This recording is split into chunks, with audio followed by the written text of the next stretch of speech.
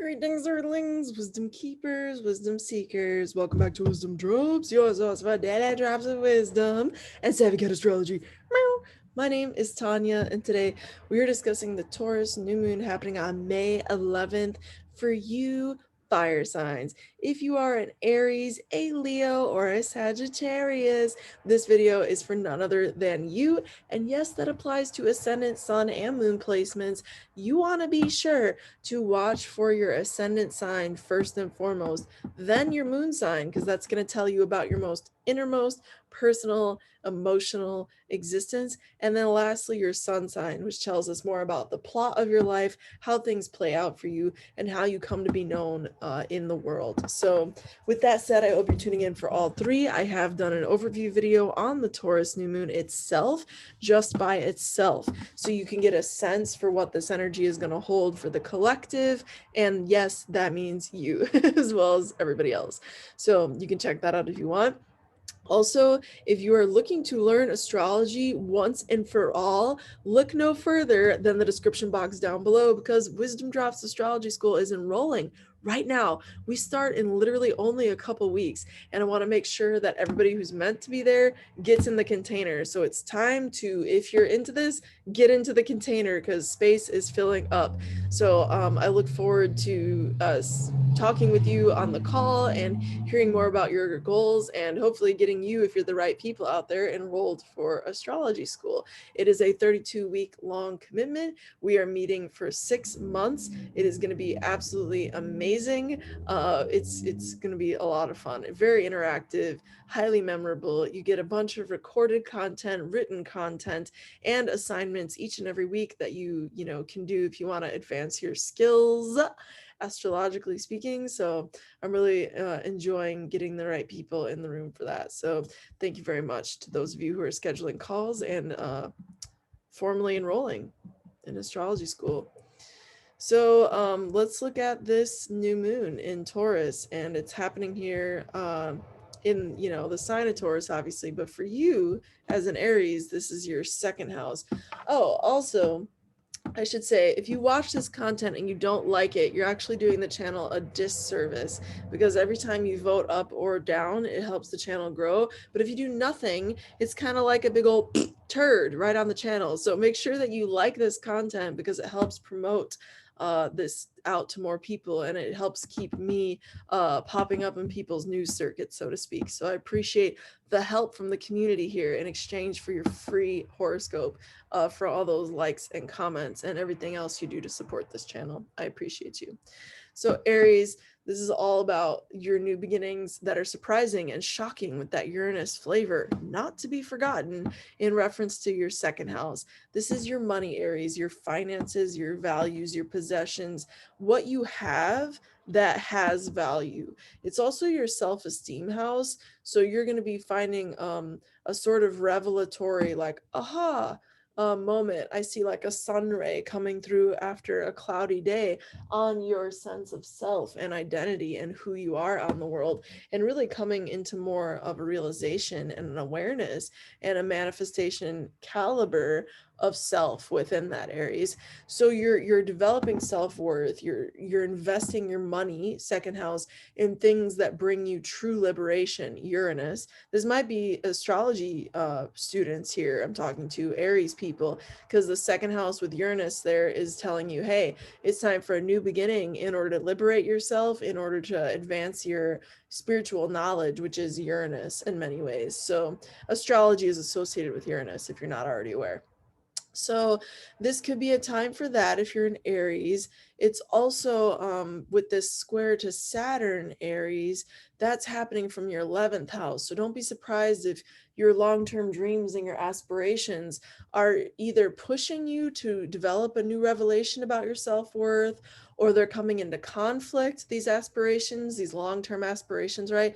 They might be coming into conflict with your self-worth, and you have to evolve or have a revelation, a spiritual epiphany out of that second house self-worth space in order to meet your long-term goals and what it's going to take to be there in the long term for those goals, for those aspirations.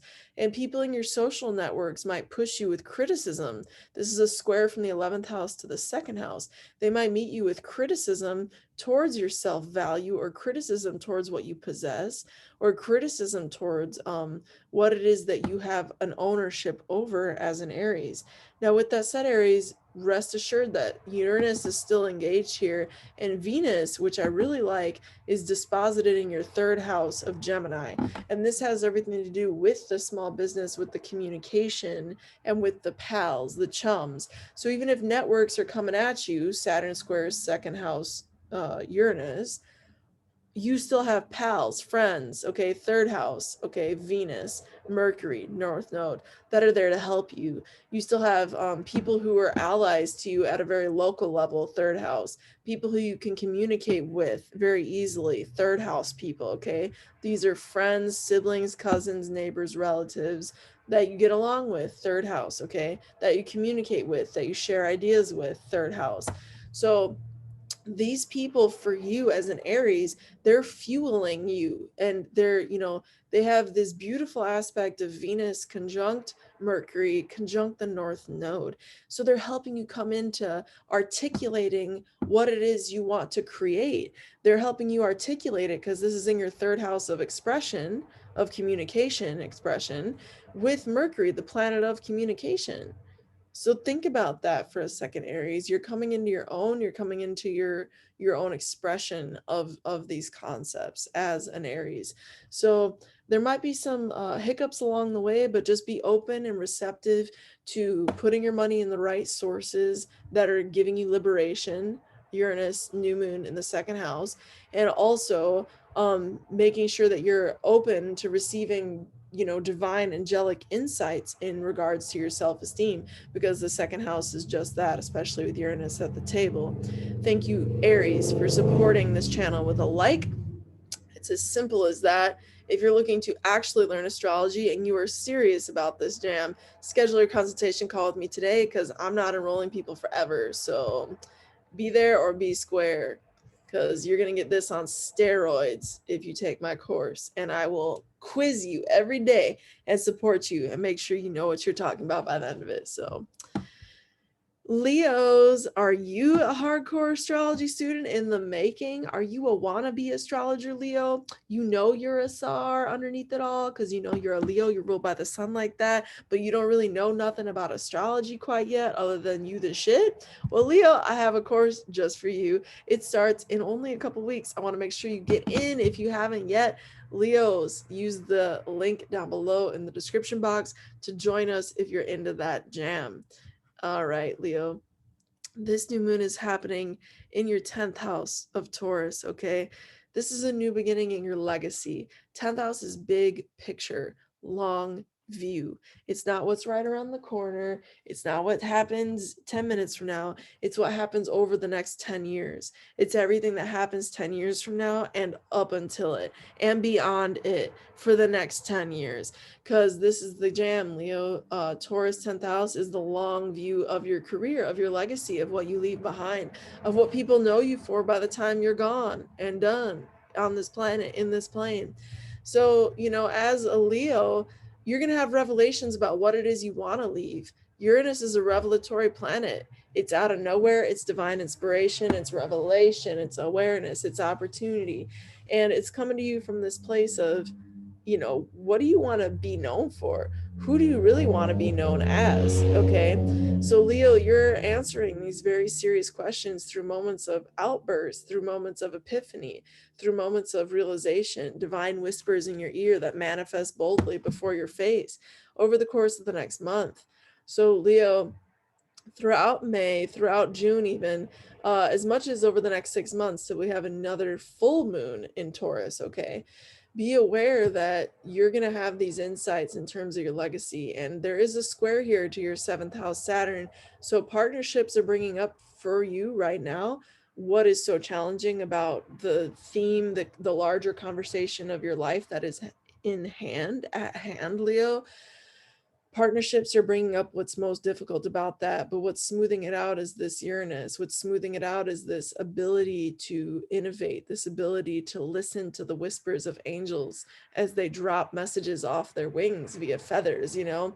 Pay attention to those this month, especially as this, you know, what is with your ascendant. If your ascendant is actually here, is pictured around 11 degrees, this is a T-square. So Uranus is going to really give you an awareness of where it is you can liberate yourself. And it can be said regardless of your degree, based on sign, you know, aspects. So this is the way out. Uranus is the liberating path, and it is in fact the way out in terms of getting yourself out of your own box when it comes to your legacy and what you're leaving an imprint on in the world, Leo. So while relationships might be making it hard on you, they might be challenging you, they might be saying you're not enough in relationships, all that's going to do is it's going to pull you more into honoring the truth of your greatness, the truth of your legacy, the truth of your personal long view. Okay, Leo? Leo, thank you for liking this video in exchange for all the content I give you here today. Also, if you're looking to learn astrology, you know where to click. It's in the description box down below. Accepting real ones only right now at a astrology call near you. So schedule that today using the link down below, because we start class in like a couple weeks. It's crazy. I want to make sure the right people get in. Alrighty then, we're gonna move on to Sagittarius. Oh my goodness, Sag peoples, what do you got going on for the Taurus new moon? Okay, Sag people, first off, are you a wannabe astrologer? Because I got a solution for you. It's in the description box down below. Schedule a call today with me. Book your enrollment in the Wizdom Dropz Astrology School. It is happening. 6-month long endeavor of joy and fun and playfully, mindfully crafted strategic games of astrological application, to where you as a Sagittarius are going to be going on globe trotting mental explorations and come back with the wisdom of the heavens, and it's going to be like, damn, I just learned astrology, and it'll be like, damn, yes you did, high five over the computer because it's virtual. All right, link for that is in the description down below. Class starts in a couple weeks. Sagittarius people, this new moon is happening in your 6th house of Taurus. So 6th house is all about your work. Rihanna status. Where is it you're putting in repetitive things that you're, you know, doing for the sake of making you better, or you're doing for the sake of keeping something clean? This could also have to do with pets and small animals that you tend to. 6th house has to do with pets. So if you're Sagittarius with pets, expect the unexpected. This is not the time to encourage your dog to go off in the woods and go crazy if that's not something you normally don't do. There's something bad could happen with that, but something good could equally happen with that, because Venus is the dispositor. Uranus is really, you know, 50-50. We never know which way it's going to go. It is squaring Saturn, so it could result in a serious severance. The 6th house is not a house of pleasure. It's a house associated with enslavement, actually. So I would just be really careful with the house of enslavement, Uranus squaring the 3rd house, Saturn. And this is everything to do with local environments. So something in the local neighborhood can come back to bite you real hard if you're a Sagittarius. So just be aware of that. Don't do anything foolish. Don't do anything you regret, Sagittarius, especially involving animals or even just habits. Like, you might not go particularly out of habit this month and do anything super outlandish, for example, unless it's very strategically designed, so in such a way where it's helping you get out of limitations imposed on you at a local level. But this could be like you change up your parking space and then all of a sudden you get a ticket, because the 3rd house is automobiles, the 6th house is habits.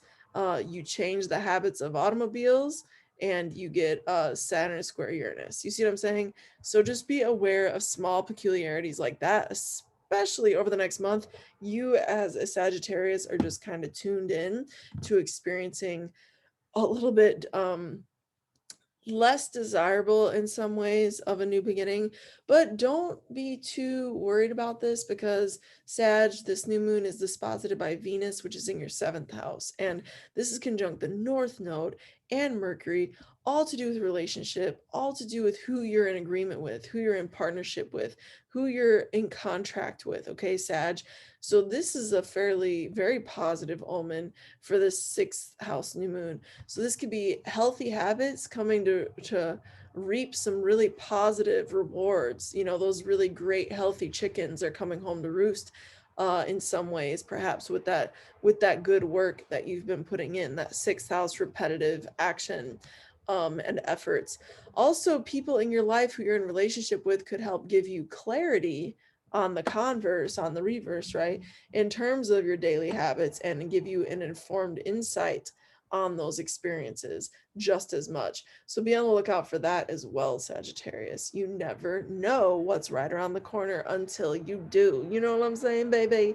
So with that said, the new moon though is in the 6th house. Expect new beginnings there. Cast your new beginnings there by all means. Put in new habits. If you're a Sag trying to get on your health game, you couldn't pick a better moon. You couldn't pick a better moon.